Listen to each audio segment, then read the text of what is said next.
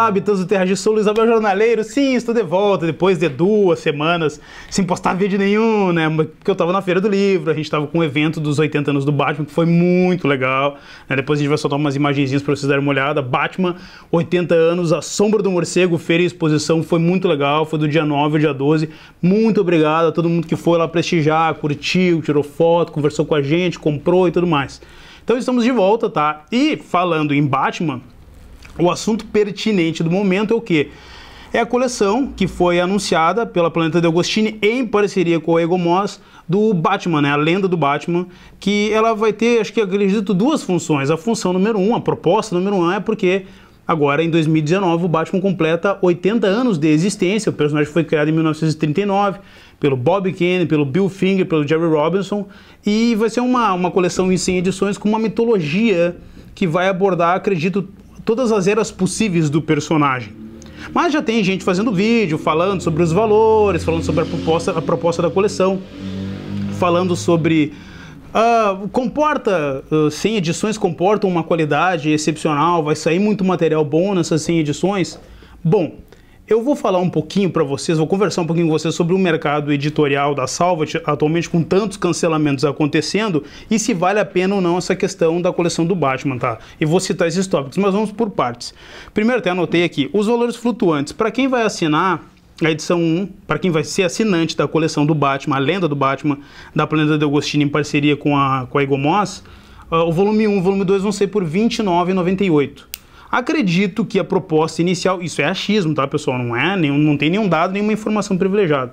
Acredito que quando ela chegar na banca, quando ela começar a portar na banca, se não me engano, o Batman Filho já teve uma edição de teste em algumas cidades da capital, vai ser aquela mesma jogada, R$ 9,90 a primeira edição, R$ 19,90 a segunda e por aí vai.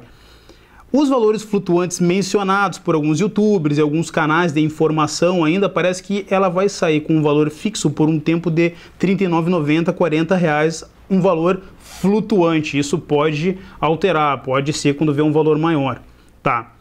Isso são as pequenas propostas da coleção. Eu vou entrar em outros detalhes, não muito aprofundados, porque outros canais já andaram falando.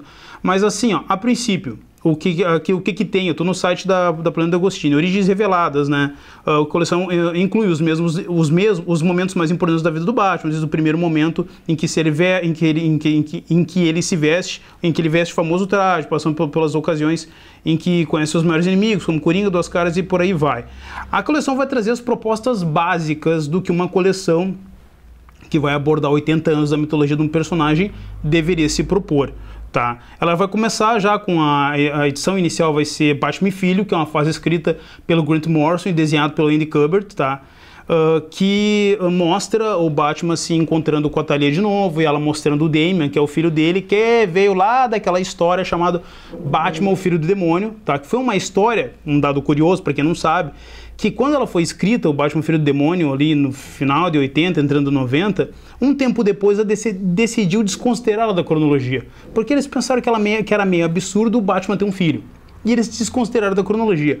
Quando o Grant Morrison foi contratado pela DC para começar a trabalhar com Batman, ele escreveu a história do Damian, e aí a história foi reconsiderado na cronologia porque ele ia trazer o filho do Batman de volta. Então o cara tinha calibre, ele tinha quilate para escrever uma história em que tinha sido desconsiderado da cronologia, tá? Então essa é a edição número 1, a edição que abre a coleção. Outros itens, outras edições da história estão aqui, né? Tô dando uma coladinha no site deles, que é para mim poder me orientar. Vai sair também uma edição chamada Faces da Morte, obviamente material da Era Moderna, né, cara, do Batman, né? Deixa eu ver o que mais. Batman Detetive, né, que também, obviamente, material da Era Moderna aqui, né, cara, com a arte, obviamente aqui na capa tem a arte do Greg Capullo, né? Portões de Gotham, que é uma edição aqui também, se não me engano, número 4 da coleção, e a Aurora Dourada, que é aquela história que saiu numa edição formato americano, com um desenho muito bem desenhado, se não me engano, do David Finch, que é um encontro do Batman com o Etrigan, né? Que é referente a uma edição especial lá que foi da 1 a 5 do Dark Knight, do Cavaleiro das Trevas. Eu acho, sinceramente, que começar a coleção com histórias pouco conhecidas não é um bom pontapé inicial para a coleção, tá? Se eu fosse editor, o que eu não sou, mas se eu fosse editor, obviamente eu já colocaria de cara um Batman 1, um Batman, um Cavaleiro das Trevas, já seguiria uma cronologia inicial para aquele fã que nunca leu Batman. Eu acho que é muito importante o cara fazer uma coleção dessas, muitas vezes pensando naquele cara que nunca leu o personagem. Porque, são 80 anos de mitologia, tem muito material para colocar ali. Então, tu quer seduzir o leitor novo, que eu acho que realmente é uma das coisas mais importantes, é tentar trazer público novo, não só agradar o público que já está aí, mas trazer o público novo a fazer a coleção, primeiro, preços acessíveis, segundo, histórias iniciais que sejam sedutoras. Acho que isso é uma coisa muito importante. E eu acho que aqui a Planeta Deagostini, em parceria com a Egomós, já começou meio errando, tá? Bom, conversando com o diretor, trocando uma ideia e tal, e muitos youtubers falando e sites, a galera acha que a coleção do Batman não tem, como é que eu posso te dizer, bala na agulha para comportar 100 edições. Indo contra todo mundo, eu digo que tem. A coleção tem tranquilamente bala na agulha para publicar 100 histórias de qualidade, pessoal. Porque assim, uma das coisas que eu mais fiz na minha vida foi ler quadrinho do Batman, então por consequência fui me aprofundando em muita coisa boa que o personagem tem, que infelizmente as editoras aqui do Brasil nunca lançaram de uma forma correta, numa cronologia boa, que nem são nos Estados Unidos, entendeu? Lá nos Estados Unidos os quadrinhos são divididos por Era de Ouro, Prata, Bronze e Moderna, né? Tem a Era das Trevas, mas isso aí eu não considero porque é aquela questão do Comic Code. Mas enfim, então eu acho que o personagem tem muito material interessante a ser explorado, até para que a gente venha entender a mitologia e a raiz de certas histórias. Então eu já vou falar um pouquinho sobre as eras e o que poderia ser interessante e o que pode ser interessante de ser lançado. Obviamente achismo, não sei se vai ser, tá? Mas para finalizar aqui, falei das histórias que vão ser publicadas inicialmente, né? No site tem disponibilizado aqui as batalhas clássicas, né? Que a coleção traz inesquecíveis histórias da Era Moderna, os mais aterradores criminosos como Coringa, Duas Caras, Ra's al Ghul, né? Você vai testemunhar as mortes de importantes aliados e as vezes que Bruce Wayne teve de abrir mão do papel de guardião de Gotham. Você também verá momentos de grande impacto na vida do Homem-Morcego, como a chegada do filho de Bruce, que é o Damian Wayne, que eu já havia falado desse arco agora. Bom, vamos lá.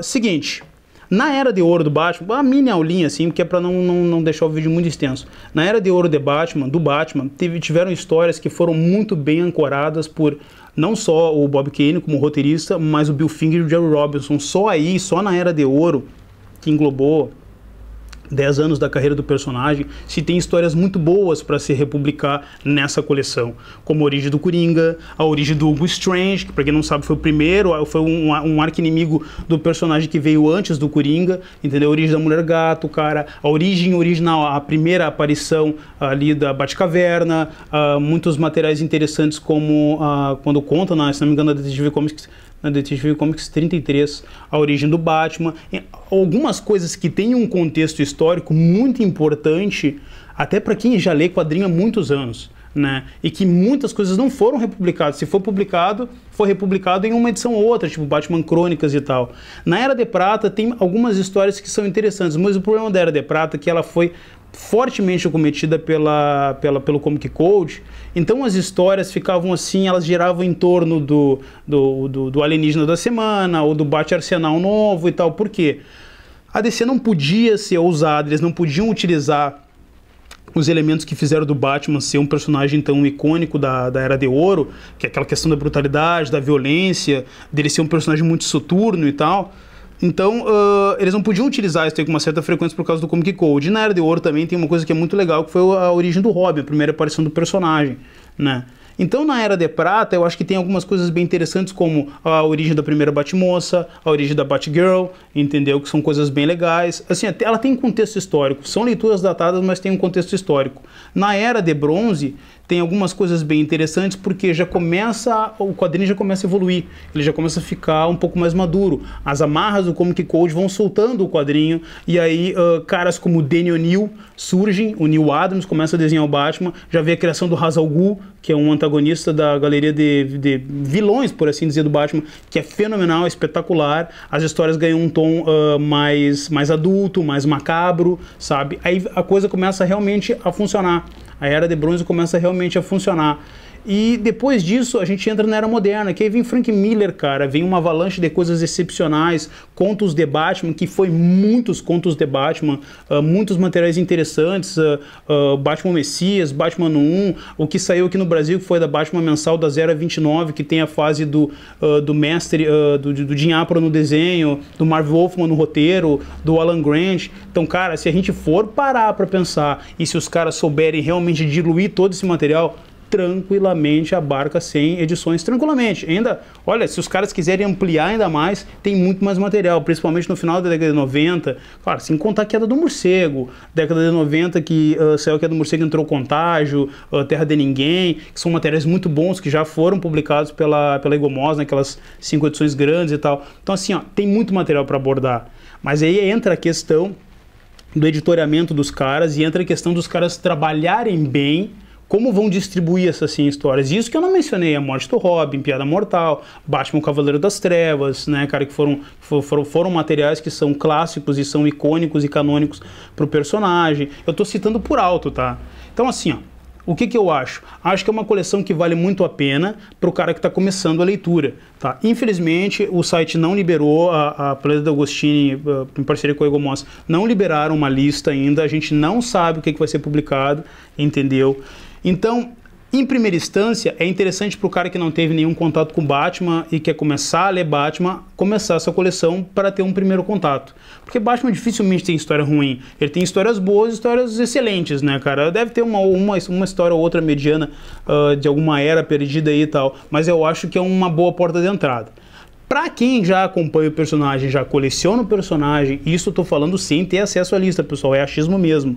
Não sei se a coleção vale a pena, porque muitas vezes a gente vai pegar aquilo que a gente já sabe que é repeteco, que já foi lançado inúmeras vezes, já foi lançado em inúmeros formatos. Mas os caras conseguirem colocar dentro dessas 100 edições materiais que não tiveram uma reimpressão decente, com um papel bom, capa dura, uma edição de luxo, cara, vale a pena o cara que já tem material do Batman abraçar a coleção, porque ele vai ter aquilo que já foi lançado, óbvio, e aquilo que não foi lançado em material de luxo, tá? Isso é a minha opinião, de uma forma geral. Tá.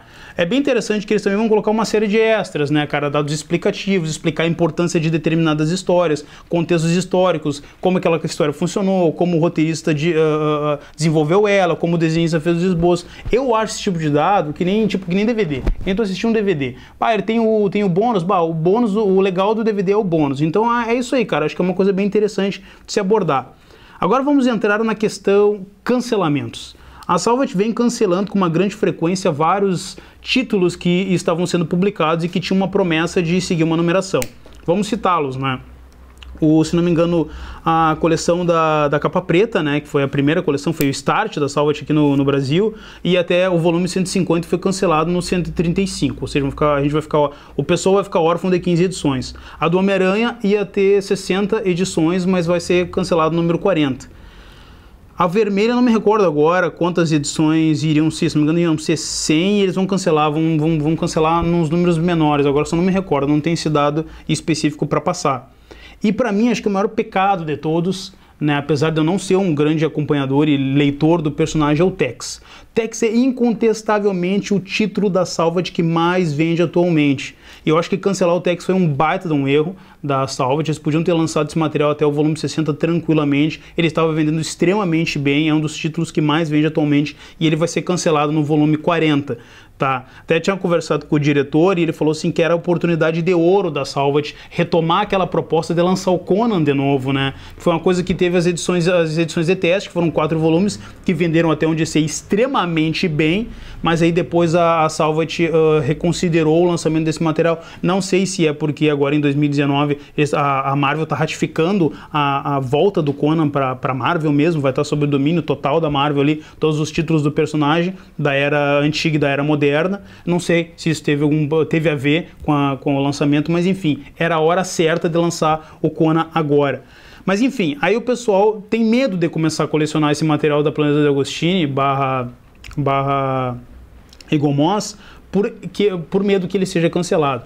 Até agora, nesse presente momento, eu nunca vi nenhum material da Agostini ser cancelado. O Star Wars, que a proposta era ser da 1 a 70, foi publicado até o fim. Esses materiais que são as action figures, as estatuetas do Naruto estão sendo publicados, estão sendo lançados normalmente. Os fãs não estão deixando de ter esse material em mãos. Então, assim, ó, a Planeta Agostini é até agora, assim, garantia de qualidade de lançamento até o fim, tá? Pessoal, esses são os achismos do jornaleiro, são os papos do jornaleiro em relação a esse lançamento que promete. Eu acho que o Batman é um personagem que tem muito material fenomenal e aconselho vocês a adquirir. Porque se eu fosse, digamos, se eu nunca tivesse lido Batman na vida e quisesse dar uma boa porta de entrada, eu acho que se essa coleção da Planeta de Agostini / Eagle Moss, se for acessível, vale a pena ser feito, tá? Esse foi um vídeo jornaleiro, nos sigam nas redes sociais, se inscreva no canalzinho, tá? Quando tocar o sininho, um videozinho novo chegando pra vocês. Abração de jornaleiro, até mais.